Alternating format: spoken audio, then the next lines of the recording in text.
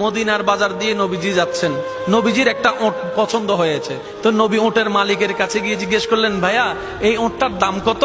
ওই দামাদামি হলো, নবী সে দামে কিনতে রাজি হলেন, কিন্তু নবীর কাছে তখন অর্থ ছিল না। তখন নবীজি ওনাকে বললেন, আপনি আমাকে ওটটা দেন, আমি এখনই গিয়ে আপনার সেই প্রাপ্যটা পাঠিয়ে দিচ্ছি।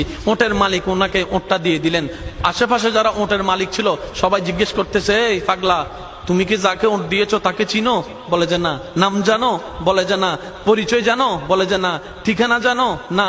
তো তুমি যে ওটটা দিয়ে দিলা, উনি যদি ওটার টাকাটা না ফাটায় তখন তো তুমি লসের মধ্যে চলে যাবা। সে ওটের মালিক বলে, এত সুন্দর নুরানি চেহারাওয়ালা কখনো বাটপার হতে পারে না, কখনো চিটার হতে পারে না, কখনো মিথ্যুক হতে পারে না।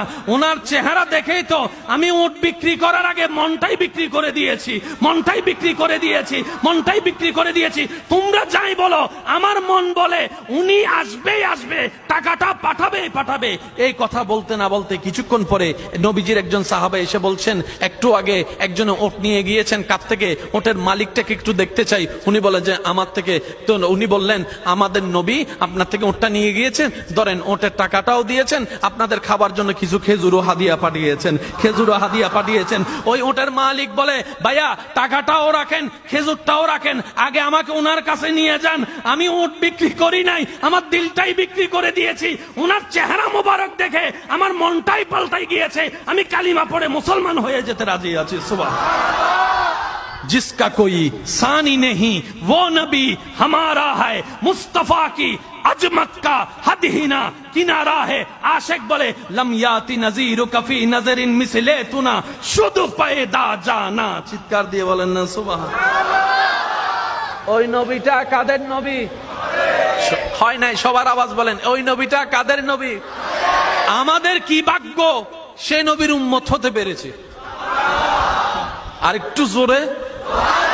প্রত্যেকটা বান্দাকে আল্লাহ জীবনে একবার সুযোগ দেয় দেয়, সে যে ধর্মেরই হোক, একবার সুযোগ আল্লাহ দিবেই দিবে, কিন্তু সুযোগটা কখন আসবে আল্লাহ জানায় না।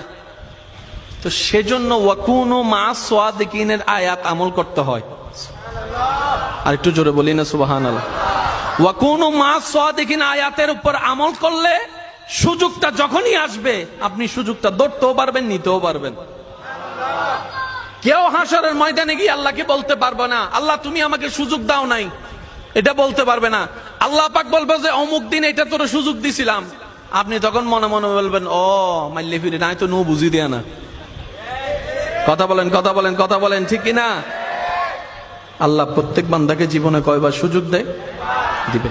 হয়তো আপনার এসে চলে গিয়েছে, আর না হয় আসবে। একটু প্রস্তুত থাকেন। এটা ধরতে জানলে দুনিয়াও কামিয়াব, আখিরাতও কামিয়াব। যেমন বায়েজিদ বুস্তামিকে আল্লাহ আপন করে নিতে চাচ্ছেন। উনি সারা রাত ভর কি নিয়ে দাঁড়াইছিলেন?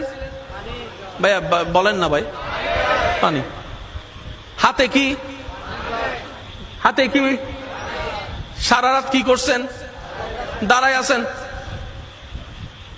আল্লাহ এটা কবুল করে নিছে। ডাইরেক্ট আব্দুল্লাহ থেকে ওলি আল্লাহ বানাই দিছে। সুবহানাল্লাহ, জোরে বলেন না। তো যে পথ পার হয়ে উনি যেখানে যেত 10 বছর লাগতো, আল্লাহ সেটা সেকেন্ডের ভিতর পার করাই দিয়েছেন। সেজন্য মা বাবার যখন সেবা করবেন নিয়ত এটাই রাখবেন, ও আল্লাহ এটা তোমার জন্য পছন্দ হয়, এটার দ্বারা তুমি আমাকে কল্যাণ দান করো, এটার দ্বারা তুমি আমাকে জান্নাত দান করো।